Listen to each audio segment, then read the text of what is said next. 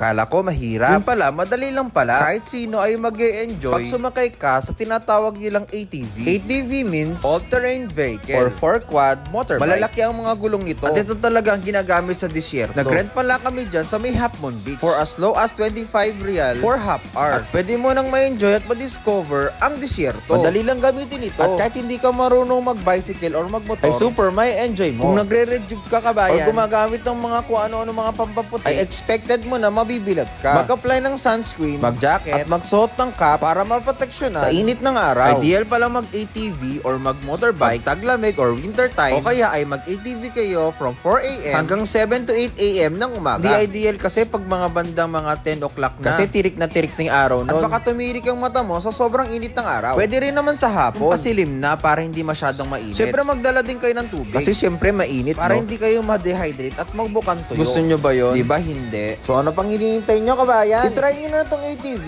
Isama na ang buong pamilya at mga barkada dahil mas marami, mas masaya. May iba't ibang klase pala ito ng ATV. Merong for adult, meron din yung parang mag-couple kayo, at para sa mga bulingkit natin mga friends na hindi umaabot yung paa nila sa may pedal, ay meron din mga maliliit. At siyempre, meron din mga pambata. So ano pang hinihintay nyo kabayan? I-try nyo na mag-ATV para ma-enjoy at maging masaya ang mga day off nyo. And for more videos, please like, share, and follow my Facebook page. See you soon kabayan!